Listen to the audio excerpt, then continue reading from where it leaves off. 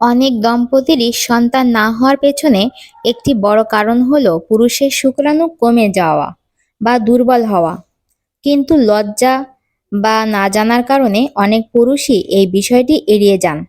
আজকের ভিডিওতে আমরা খুব সহজ ভাষায় জানাবো শুক্রাণু কেন কমে যায়, শুক্রাণু বাড়ানোর প্রাকৃতিক উপায় এবং কোন অভ্যাসগুলো শুক্রাণুর ক্ষতি করে থাকে। ভিডিওটি শেষ পর্যন্ত দেখলে অনেক গুরুত্বপূর্ণ তথ্য জানতে পারবেন। শুক্রাণু কম হওয়ার কারণ হচ্ছে অতিরিক্ত মানসিক চাপে থাকা, প্রতিনিয়ত ধূমপান ও মদ্যপান করা, প্রতিদিন ভাজা পোড়া জাঙ্ক ফুড খাওয়া, মোবাইল বা ল্যাপটপ দীর্ঘ সময় কোলে রেখে কাজ করা, প্রতিদিন পর্যাপ্ত ঘুমের অভাব, অতিরিক্ত ওজন বাড়ানো এবং হরমোনের সমস্যা। এই অভ্যাসগুলো পরিবর্তন করলে অনেক ক্ষেত্রে শুক্রাণু স্বাভাবিক হয়ে আসে। এবার শুক্রাণু বৃদ্ধির 10টি কার্যকর উপায় বলবো। 1 হচ্ছে পুষ্টিকর খাবার খেতে হবে। শুক্রাণু বৃদ্ধির জন্য খাদ্য সবথেকে গুরুত্বপূর্ণ একটি বিষয়। যে সমস্ত খাবার আপনি খেলে আপনার শুক্রাণু বৃদ্ধি পাবে সেগুলো হচ্ছে ডিম, দুধ, মাছ, বাদাম, খেজুর, কিশমিশ, কলা, শাকসবজি, টমেটো, গাজর। এগুলো খেলে আপনার শুক্রাণু প্রাকৃতিকভাবে বৃদ্ধি পাবে।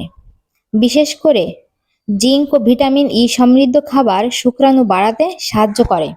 2. নিয়মিত বেশি পরিমাণে পানি খেতে হবে। শরীরে পানির অভাব হলে বীর্যের পরিমাণ কমে যায়। প্রতিদিন অন্তত 8 থেকে 10 গ্লাস পানি পান করতে হবে। 3. ধূমপান ও মদ্যপান বন্ধ করুন। সিগারেট এবং অ্যালকোহল সরাসরি শুক্রাণুকে দুর্বল করে। যারা সন্তান নিতে চান তাদের জন্য এটি সবচেয়ে ক্ষতিকর একটি বিষয়। এজন্য ধূমপান এবং মদ্যপান থেকে দূরে থাকুন। 4. মানসিক চাপ কমাতে হবে।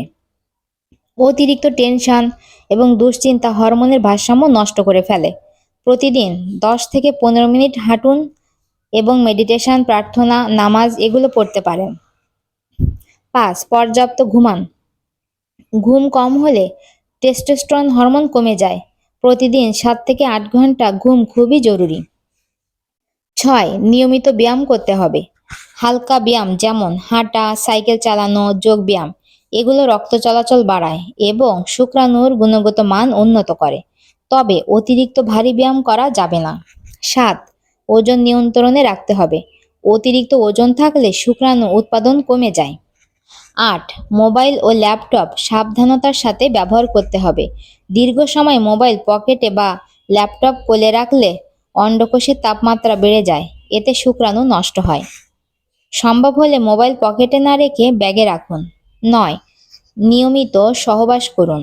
দীর্ঘদিন সহবাস না করলে শুক্রাণুর গুণগত মান খারাপ হতে থাকে। সপ্তাহে অন্তত 2 থেকে 3 দিন সহবাস করুন।